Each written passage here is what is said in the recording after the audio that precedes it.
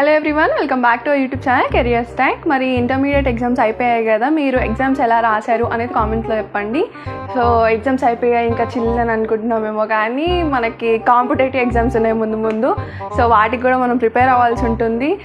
ఇంకా మీరు కనుక ప్రిపరేషన్ స్టార్ట్ చేయకపోతే వెంటనే స్టార్ట్ చేయండి, ఎందుకంటే మనకి కాంపిటీషన్ ఎలా ఉందో తెలుసు కదా. సో ఆ కాంపిటీషన్ని బీట్ చేసి మనము మంచి ర్యాంక్ తెచ్చుకొని ఒక మంచి కాలేజ్లో సీట్ తెచ్చుకోవాలి అంటే కొద్దిగా కష్టపడాలి ఈ టైంలో.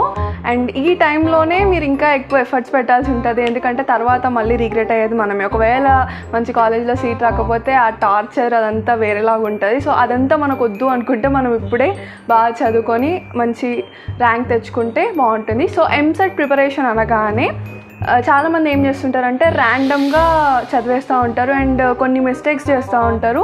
ఈ వీడియోలో మనము అసలు ఎంసెట్ ఎగ్జామ్ ఏ విధంగా ఉంటుంది అండ్ దానికి మనం ఏ విధంగా ప్రిపేర్ అవ్వాలి అండ్ స్టడీ స్ట్రాటజీస్ ఏంటి, ఏ బుక్స్ చదవాలి, ఎలా చేస్తే మనం మంచిగా స్కోర్ చేయగలం and time management, everything in డీటెయిల్గా డిస్కస్ చేద్దాం. సో ఎక్కడ స్కిప్ చేయకుండా ఎండ్ వరకు చూడండి అండ్ మీకు ఎలాంటి డౌట్స్ ఉన్నా సరే కామెంట్స్లో అడగండి. అసలు ఎంసెట్ ఎగ్జామ్ ఏంటి అనేది చాలామందికి తెలిసే ఉంటుంది. ఎంసెట్ ఎగ్జామ్ ఏదైతే ఉందో ఇది ఒక competitive exam, state level examination అనమాట.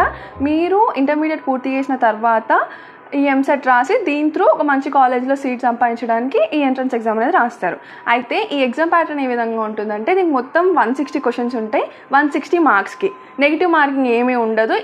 అయితే మీరు కనుక ప్రిపరేషన్ స్టార్ట్ చేస్తే మేము ఏ బుక్స్ చదవాలి, ఐపీఈ చదివినవి చదవాలా, లేదు అంటే ఎన్సీఆర్టీ చదవాలా, లేదంటే నీట్కి ప్రిపేర్ అనేవి చదవాలా, జేఈఈకి అంటే ఎంపీసీ వాళ్ళైతే జేఈఈకి చదవాలా అని అంటే మీరు కనుక ఒకవేళ జేఈఈకి ప్రిపేర్ అయ్యి ఉంటే మీకు ఎంసెట్ ఏదైతే ఉందో దీనికి మీరు మంచిగా రాసేయగలుగుతారు. అంటే మీకు పెద్ద ప్రాబ్లం అనిపించదు ఎంసెట్ రాయడానికి, ఎందుకంటే జేఈఈ అనేది చాలా హై లెవెల్ కాబట్టి దానికి ప్రిపేర్ అయి ఉంటే కనుక మీరు ఖచ్చితంగా ఎంసెట్కి ఈజీగా రాయగలుగుతారు. In the same way BiPC వాళ్ళకు కూడా ఎవరైతే నీట్కి ప్రిపేర్ అయ్యే వాళ్ళు ఉన్నారో ఆ సిలబస్ ఏదైతే ప్రిపేర్ అయ్యి ఉన్నారో హై స్టాండర్డ్లో ప్రిపేర్ అవుతారు కాబట్టి ఆబ్వియస్లీ మీరు ఎంసెట్కి మీకు అంత కష్టం అనిపించదు. అండ్ టైం మేనేజ్మెంట్ కూడా చాలా ఇంపార్టెంట్ మనకి. ఎందుకు టైం మేనేజ్మెంట్ అంటే ఇక్కడ మనకి 3 hours టైం ఉంటుంది.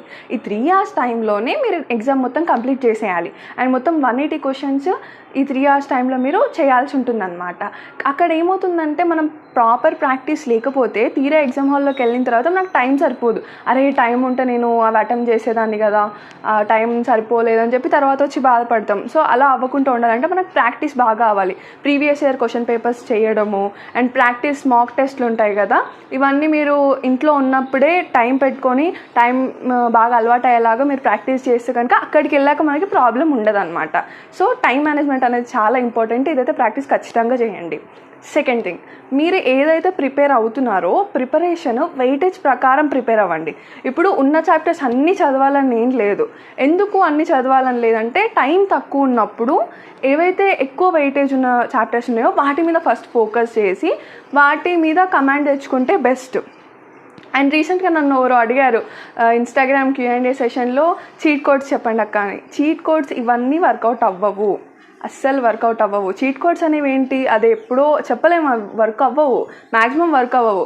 మనకు ఆల్రెడీ దాని మీద కొంచెం కమాండ్ ఉండి అన్నీ మనకు వచ్చిన కాడికి అటెంప్ట్ చేసి రాని వాటికి చీట్ కోడ్స్ వాడినామంటే అనుకోవచ్చు అసలు ఏమీ ప్రిపేర్ అవ్వకుండా డైరెక్ట్గా ఎగ్జామ్లోకి వెళ్ళిపోయి చీట్ కోడ్స్తో పాస్ అయిపోతా అంటే అవ్వదు. చాలామంది ఎంసెట్ ఎగ్జామ్ అనగానే చాలా లైట్ తీసుకుంటారు, అలా అస్సలు చేయొద్దు. ఎందుకంటే లక్షల మంది రాస్తారు, మనకు వస్తుందా అని అంటే వాళ్ళందరి గురించి మనకు అనవసరం. మనకు కావాలి కాబట్టి మనం ఖచ్చితంగా దానికి ప్రిపేర్ అయ్యి రాయాలి. టైం వేస్ట్ అస్సలు చేయకుండా మీరు ఒక ప్రాపర్ షెడ్యూల్ని మెయింటైన్ చేయండి. ఈరోజు ఈ టైంలో నేను ఈ సబ్జెక్ట్లో ఈ చాప్టర్ని కవర్ చేస్తాను, ఇందులో PYQs చేస్తాను, ప్రాక్టీస్ పేపర్స్ చేస్తానని చెప్పి ఇలా మీరు టైంని డివైడ్ చేసుకొని పెట్టుకోండి. మనకి ఖచ్చితంగా 100 or 120 మార్క్స్ వస్తే 5000 లోపు వస్తుంది ర్యాంక్. లేదు అని దానికన్నా తక్కువ వస్తే ఆబ్వియస్లీ మన కాంపిటీషన్ ఎంత ఉందో తెలుసు కదా, ర్యాంక్ ఎక్కడో వెళ్ళిపోద్ది. అప్పుడు మంచి కాలేజ్లో సీట్ రాకపోతే తర్వాత మళ్ళీ ప్రాబ్లమ్స్ ఫేస్ చేసేది మనమే. సో ఈ టైంని వేస్ట్ చేయకుండా మీరు ఈ ప్రాక్టీస్ పేపర్స్ని బాగా ప్రాక్టీస్ చేయండి. అండ్ మ్యాథమెటిక్స్, ఫిజిక్స్ వీటిలో అయితే మీరు ఏవైతే ఫార్ములాస్ ఉన్నాయో వాటన్నిటిని ఒక నోట్స్ లాగా ఫామ్ చేసుకోండి. ఫార్ములాస్ అన్నీ ఎందుకు అంటే ఇప్పుడు ఏదో చేస్తూ ఉంటారు, అప్పుడు మీకు సడన్గా గుర్తురాదు, మళ్ళీ బుక్ అంతా ఓపెన్ చేసి చూడాలంటే టైం వేస్ట్ అవుతుంది. కనుక మీరు ఒక చిన్న నోట్స్ ప్రిపేర్ చేసుకొని పెట్టుకున్నారనుకోండి ఫార్ములాస్ అన్నీ, సో మీరు బాగా చేయగలుగుతారు. అండ్ ప్రాక్టీస్ అనేది ఇంపార్టెంట్, చాలా చాలా ఇంపార్టెంట్. ప్రాపర్ ప్రాక్టీస్ లేకపోతే అక్కడికి వెళ్ళాక మనకి చాలా ప్రాబ్లం అవుద్ది. And the most important thing ఏంటంటే ఎగ్జామ్ హాల్ టికెట్ ఏదైతే ఉందో మీరు 2 కాపీస్ తీసుకోండి. 2 కాపీస్ తీసుకుంటే బెస్ట్ మనకి. అండ్ ఇంకోటి ఏంటంటే ఎగ్జామ్ హాల్ టికెట్తో పాటు అప్లికేషన్ ఫామ్ని కూడా మీరు ఎగ్జామ్ హాల్లోకి తీసుకెళ్లాల్సి ఉంటుంది. అండ్ ఎలాంటి గ్యాడ్జెట్స్ లోపలికి అలో చేయరు, అంటే ఫోన్స్ కానీ లేదంటే ఎలక్ట్రికల్ గ్యాడ్జెట్స్ ఏవి లోపలికి అలో చేయరు, అసలు తీసుకెళ్ళకూడదు. అండ్ ఇంకొకటి ఏంటంటే ball pens, black or blue ball pens మీరు లోపలికి తీసుకెళ్ళొచ్చు. ఎస్సీ ఎస్టీ వాళ్ళైతే మీ క్యాస్ట్ సర్టిఫికేట్ కూడా మీతో క్యారీ చేయండి ఎగ్జామ్ హాల్లోకి. అండ్ మీకు రఫ్ పేపర్ ఇస్తారు అక్కడ, మీరు రఫ్ పేపర్ యూజ్ చేసుకోవచ్చు. అండ్ వచ్చేటప్పుడు ఆ రఫ్ పేపర్ని అక్కడ ఇన్విజిలేటర్కి హ్యాండ్ ఓవర్ చేసి వచ్చేయాలి, మీతో తీసుకొని బయటికి రాకండి. అప్లికేషన్ ఫామ్లో మనం సిగ్నేచర్ చేయాల్సి ఉంటుంది, అది ఇన్విజిలేటర్ ముందు చేయాలి. కాకపోతే ఏంటంటే మన లెఫ్ట్ హ్యాండ్ థంబ్ ఇంప్రెషన్ అలాగే లేటెస్ట్గా దిగిన మన కలర్ ఫోటో ఒకటి దాని మీద స్టిక్ చేయాల్సి ఉంటుంది. ఇవన్నీ కొన్ని మెయిన్ థింగ్స్ అనమాట మీరు తెలుసుకోవాల్సినవి.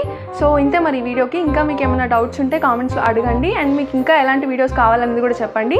రీసెంట్గానే మనము మన కెరియర్ స్టాక్లో 10K సబ్స్క్రైబర్స్ని క్రాస్ చేసాము. Thank you so much for your love and support. మీరు ఇలానే సపోర్ట్ చేస్తూ ఉంటే ఇంకా మంచి మంచి వీడియోస్తో మేము ముందుకు వస్తాను. అండ్ మన షార్ట్స్ కూడా కొత్తగా ట్రై చేస్తున్నాను, మీరు కొంచెం ఫన్నీ వేలో కంటెంట్ని అందించాలని చెప్పేసి అలా చేస్తున్నాను, ఒకసారి చెక్అవుట్ చేయండి. అండ్ ఈ వీడియో మీకు ఇన్ఫర్మేటివ్ అనిపిస్తే లైక్ చేయడం అస్సలు మర్చిపోద్దు. అండ్ ఎవరికైతే ఇది యూస్ఫుల్ అనిపిస్తుందో వారికి ఈ వీడియోని ఖచ్చితంగా షేర్ చేయండి. మీకు ఏం డౌట్స్ ఉన్నా సరే, లేదు అంటే వేరే కోర్సెస్ గురించి డీటెయిల్స్ కావాలి అన్నా సరే కామెంట్ సెక్షన్లో అడగండి. వన్ మోర్ ఇంపార్టెంట్ థింగ్ ఏంటి అంటే మన కెరియర్ స్టాక్లో ఇప్పుడు ఒక కొత్త స్కీమ్ తీసుకొచ్చాము. ఆ స్కీమ్ ఏంటంటే 1-on-1 కౌన్సిలింగ్.